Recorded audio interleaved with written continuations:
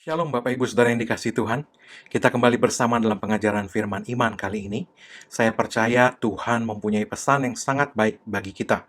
Dan Dia telah menyiapkan rancangan yang indah bagi kita ke depan.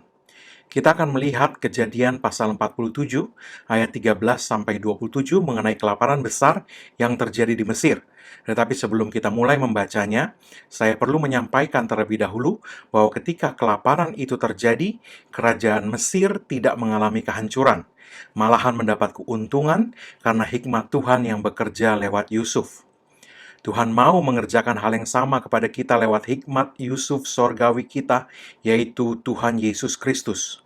Minta hikmatnya bekerja lewat kita, dan Tuhan dapat membuat kita juga mengalami keuntungan di masa kelaparan seperti pada zaman Yusuf dahulu.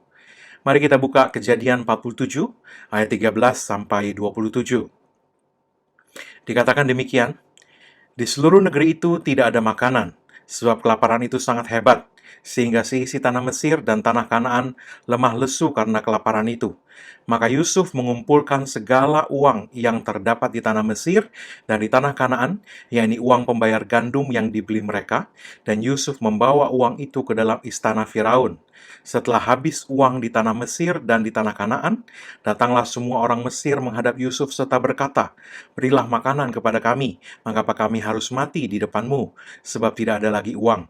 Jawab Yusuf, "Jika tidak ada lagi uang, berilah ternakmu, maka aku akan memberi makanan kepadamu sebagai ganti ternakmu itu." Lalu mereka membawa ternaknya kepada Yusuf, dan Yusuf memberi makanan kepada mereka ganti kuda, kumpulan kambing domba, dan kumpulan lembu sapi serta keledainya. Jadi disediakannya lah bagi mereka makanan ganti segala ternaknya pada tahun itu. Setelah lewat tahun itu, datanglah mereka kepadanya pada tahun yang kedua, serta berkata kepadanya, "Tidak usah kami sembunyikan kepada tuanku, bahwa setelah uang kami habis dan setelah kumpulan ternak kami menjadi milik tuanku, tidaklah ada lagi yang tinggal yang dapat kami serahkan kepada tuanku, selain badan kami dan tanah kami. Mengapa kami harus mati di depan matamu, baik kami maupun tanah kami? Belilah kami dan tanah kami sebagai ganti makanan, maka kami dengan tanah kami akan menjadi hamba kepada Firaun. Berilah benih supaya kami hidup dan jangan mati, dan supaya tanah itu jangan menjadi tandus." Lalu Yusuf membeli segala tanah orang Mesir untuk Firaun, sebab orang Mesir itu masing-masing menjual ladangnya, karena berat kelaparan itu menimpa mereka. Demikianlah negeri itu menjadi milik Firaun, dan tentang rakyat itu, diperhambakannya lah mereka di daerah Mesir dari ujung yang satu sampai ujung yang lain. Hanya tanah para imam tidak dibelinya, sebab para imam mendapat tunjangan tetap dari Firaun, dan mereka hidup dari tunjangan itu. Itulah sebabnya mereka tidak menjual tanahnya. Berkatalah Yusuf kepada rakyat itu, "Pada hari ini, aku telah membeli kamu dan tanahmu untuk Firaun. Inilah benih bagimu supaya kamu dapat menabur di tanah itu. Mengenai hasilnya, kamu harus berikan 1/5 bagian kepada Firaun, dan yang 4 bagian lagi itulah menjadi benih untuk ladangmu dan menjadi makanan kamu, dan mereka yang ada di rumahmu, dan menjadi makanan anak-anakmu." Lalu berkatalah mereka, "Engkau telah memelihara hidup kami. Asal kiranya kami mendapat kasih tuanku, biarlah kami menjadi hamba kepada Firaun." Yusuf membuat hal itu menjadi suatu ketetapan mengenai tanah di Mesir sampai sekarang, yakni bahwa 1/5 dari hasilnya menjadi milik Firaun. Hanya tanah para imam tidak menjadi milik Firaun. Maka diamlah Israel di tanah Mesir, di tanah Goshen, dan mereka menjadi penduduk di situ. Mereka beranak cucu dan sangat bertambah banyak. Bapak Ibu Saudara yang dikasihi Tuhan, kita melihat dari ayat-ayat ini, karena hikmat yang bekerja pada Yusuf, kerajaan Mesir yang semestinya hancur karena kelaparan yang sangat besar yang terjadi saat itu, malahan menjadi semakin kaya, semakin makmur, dan sistem keuangan mereka mengalami kemajuan yang luar biasa. Rakyatnya yang seharusnya binasa kelaparan terselamatkan, dan di akhir masa kelaparan itu, mereka semua beroleh benih untuk dapat kembali menabur dan beroleh penghasilan. Karena hikmat Yusuf, orang Israel juga mengalami kemajuan yang luar biasa. Bapak Ibu Saudara dikasihi Tuhan, dalam Yeremia 17 ayat 7-8 dikatakan, "Diberkatilah orang yang mengandalkan Tuhan, yang menaruh harapannya pada Tuhan. Ia akan seperti pohon yang ditanam di tepi air, yang merambatkan akar-akarnya ke tepi batang air, dan yang tidak mengalami datangnya panas terik, yang daunnya tetap hijau, yang tidak khawatir dalam tahun kering, dan yang tidak berhenti menghasilkan buah." Tidak mengalami datangnya panas terik. Ini yang Tuhan mau kerjakan kepada kita. Ayat ini berkata, panas terik datang, akan tetapi mereka yang mengandalkan Tuhan tidak mengalaminya. Mengapa Tuhan mau mengerjakan ini buat kita? Karena Dia mengasihi kita. Tuhan mau memelihara kita dan menunjukkan kebaikan serta menggenapi janji-janjinya dalam hidup kita. Ketika kita memandang kepada Tuhan dan melihat kebaikannya, termanifestasi dalam hidup kita, dunia akan melihat kebaikan Tuhan yang bekerja dalam hidup kita itu. Mereka akan tertarik untuk datang kepadanya. Sayangnya, banyak juga anak-anak Tuhan yang meragukan atau tidak dapat melihat kasih Tuhan kepada mereka. Dan mereka tidak mempercayai bahwa Tuhan memiliki rancangan yang baik buat mereka. Sekalipun di tengah keadaan yang kelihatannya tidak baik, kita tidak dapat mengalami terobosan dengan mencoba menarik firman Tuhan ke level pengalaman hidup kita dan menggunakannya untuk membenarkan keadaan di mana kita sedang berada. Sebaliknya, kita perlu firman Tuhan menunjukkan kepada kita level yang sebenarnya di mana Tuhan mau hidup kita berada dan mengizinkan firman Tuhan itu membawa pengalaman hidup kita naik ke level yang ditunjukkan firman Tuhan itu. Adalah sangat menggoda untuk berkata bahwa memang sudah sewajarnya kita mengalami suatu hal, sebab semua orang juga mengalaminya. Memang semua sedang sepi, semua kekeringan, semua kekurangan. Tapi apa yang dikatakan firman Tuhan sebenarnya? Apa yang firman Tuhan katakan telah disediakan Tuhan untuk kita? Izinkan firman Tuhan mengubah pikiran kita untuk dapat melihat level pengalaman hidup yang sebenarnya. Tuhan katakan Dia telah sediakan bagi kita. Izinkan firman Tuhan itu menyelaraskan iman kita, menjadi sesuai dengan apa yang Tuhan telah katakan, dan menggerakkan kita untuk bertindak sesuai dengan firman itu, dan membuat pengalaman hidup kita menjadi sesuai dengan perkataan Tuhan itu.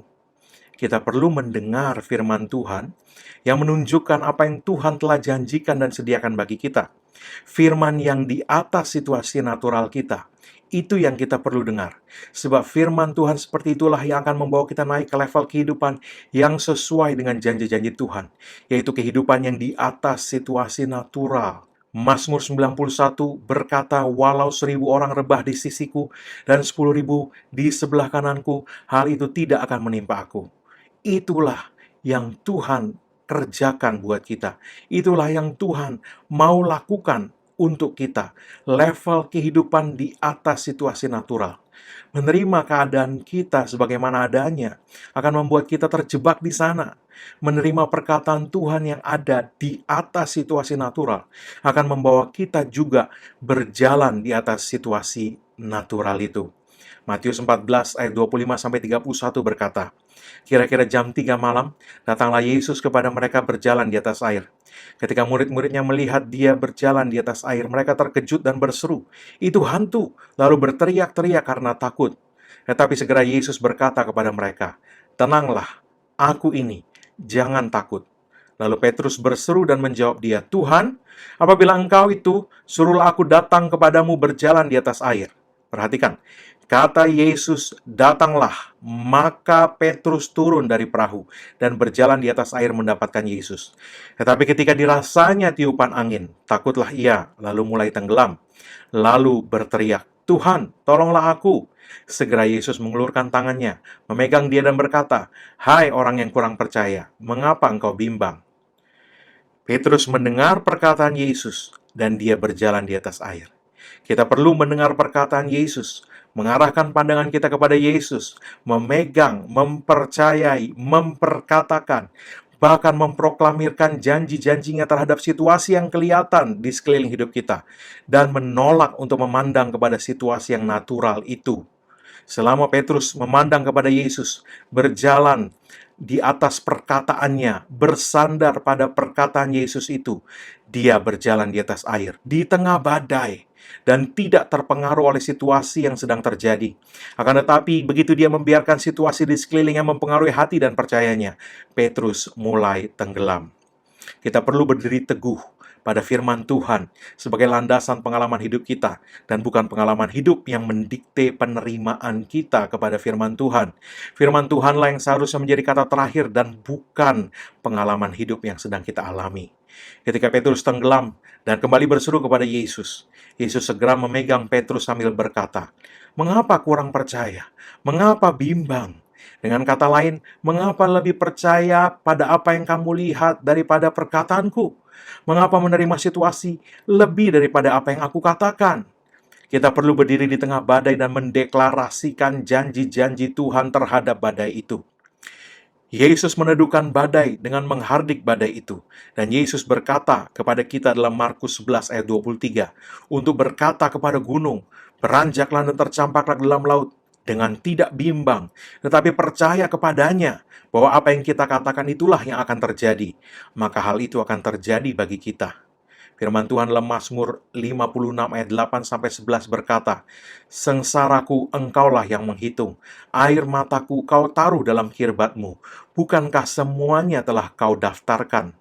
Maka musuhku akan mundur pada waktu aku berseru. Aku yakin bahwa Allah memihak kepadaku. Kepada Allah, firman-Nya kupuji. Kepada Tuhan, firman-Nya kupuji. Kepada Allah aku percaya, aku tidak takut. Apakah yang dapat dilakukan manusia terhadap aku?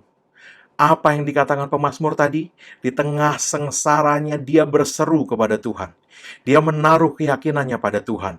Dia menaruh percayanya pada firman Tuhan. Dan dia menolak memandang kepada manusia, atau dengan kata lain kepada situasi natural yang sedang dihadapinya. Pemazmur sedang mengalami sengsara ketika dia mengatakan hal-hal ini dan melakukannya. Apa yang kemudian terjadi? Mazmur 56 ayat 13-nya mengatakan bahwa pemazmur diluputkan Tuhan dari maut dan bahkan tidak sampai tersandung sedikit pun. Sebab engkau telah meluputkan aku daripada maut, bahkan menjaga kakiku sehingga tidak tersandung, maka aku boleh berjalan di hadapan Tuhan dalam cahaya kehidupan. Jangan menilai firman Tuhan atas dasar pengalaman kita. Wah, kok nggak terjadi, dan sebagainya.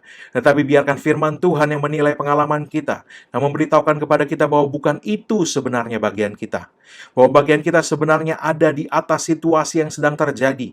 Dan biarkan firman Tuhan mengangkat kita ke tempat yang seharusnya terjadi pada kita sesuai perkataan Tuhan itu. Yesaya 60 ayat 2 berkata, sebab sesungguhnya kegelapan menutupi bumi dan kekelaman menutupi bangsa-bangsa, tetapi terang Tuhan terbit atasmu dan kemuliaannya menjadi nyata atasmu.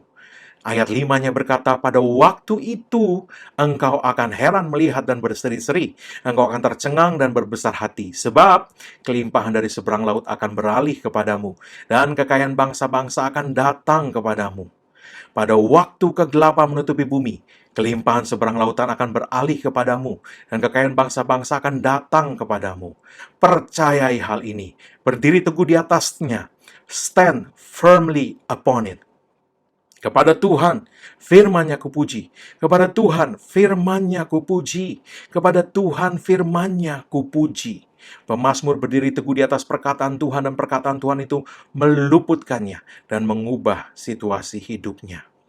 Matius 6 ayat 13 berkata, dan janganlah membawa kami ke dalam pencobaan, tetapi lepaskanlah kami daripada yang jahat. Dalam doa Bapa kami, Yesus mengajarkan murid-muridnya untuk setiap hari berdoa kepada Bapa untuk dilepaskan dari yang jahat, dan supaya Tuhan menjaga mereka supaya tidak dibawa ke dalam pencobaan. Kata pencobaan dalam bahasa Yunani dapat juga diterjemahkan sebagai masalah, penderitaan, dan kesulitan, selain dari cobaan untuk berdosa. Iblis dan bahkan kadang tindakan kita sendiri membawa kita berjalan dalam lembah kekelaman. Tetapi Yesus menunjukkan bahwa kita dapat berdoa supaya Tuhan menjaga kita sehingga tidak dibawa masuk ke dalam penderitaan atau masalah yang semakin besar, serta bahkan melepaskan kita dari yang kita sedang hadapi itu. Di dalam lembah kekelaman, Tuhan tidak meninggalkan kita. Dia ada bersama kita, dan Dia mau kita menaruhkan percaya kita kepadanya untuk membawa kita keluar dari kesukaran itu. Mazmur 23 ayat 4-5 berkata, sekalipun aku berjalan dalam lembah kekelaman, aku tidak takut bahaya, sebab engkau besertaku, gadamu dan tongkatmu itulah yang menghibur aku. Engkau menyediakan hidangan bagiku di hadapan lawanku, engkau mengurapi kepalaku dengan minyak, pialaku penuh melimpah. Harapkan kemenangan di tengah kekelaman. Harapkan terobosan di tengah kekelaman. Percayai Dia. 1 Petrus 5 ayat 8-10 berkata, "Sadarlah dan berjaga-jagalah. Lawanmu, si iblis, berjalan keliling sama seperti singa yang mengaum-aum dan mencari orang yang dapat ditelannya. Lawanlah dia dengan iman yang teguh, sebab kamu tahu bahwa semua saudaramu di seluruh dunia menanggung penderitaan yang sama. Dan Allah, sumber segala kasih karunia yang telah memanggil kamu dalam Kristus kepada kemuliaan yang kekal, akan melengkapi, meneguhkan, menguatkan, dan mengokohkan kamu sesudah kamu menderita seketika lamanya." Efesus 6 dalam bahasa Inggris menyebut hari yang jahat dengan evil day. Bentuknya tunggal, hari yang jahat, seketika lamanya. Sebentar, pendek. Tetapi saat berbicara hari-hari yang baik, firman Tuhan menggunakan kata good days, bentuk majemuk, hari-hari yang baik. Mazmur 34 ayat 12 berkata, "Siapakah orang yang menyukai hidup, yang mengingini umur panjang untuk menikmati yang baik?" Umur panjang di sini dalam bahasa Inggris adalah many days. Banyak hari-hari untuk menikmati yang baik. Mungkin ada area hidup kita di mana kita masih bergantung pada diri kita sendiri atau bersandar pada kekuatan manusia. Seperti Yabes, Tuhan mau kita beralih dari hal itu dan bersandar kepadanya. Hari-hari baik, panjang. Hari yang jahat, pendek. Dalam penderitaannya, Yabes berseru kepada Allah Israel, dan Tuhan menghormati hal itu dan menjadikan Yabes lebih dimuliakan dari saudara-saudaranya. Jika Anda sedang dalam masalah atau kesulitan, bersiaplah untuk pemulihan yang akan datang kepadamu. Anda tidak akan keluar dari masalah dalam keadaan yang sama.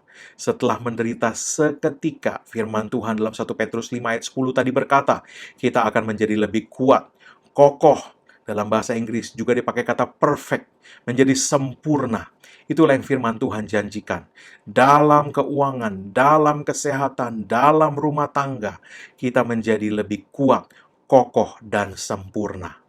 Ketika Anda berdoa, janganlah membawa kami ke dalam pencobaan, tapi lepaskanlah kami daripada yang jahat. Milikilah keyakinan bahwa Tuhan mau membawa engkau keluar dari masalah. Melewati masalah itu, ada masa depan yang gilang gemilang. Akhirnya, jagalah mulut Anda. Percayalah Tuhan, dan katakanlah, karena apa yang Yesus sudah lakukan bagiku di kayu salib, umur panjang untuk menikmati yang baik adalah bagianku. The best is yet to come. Yang terbaik sedang datang ke dalam hidupku.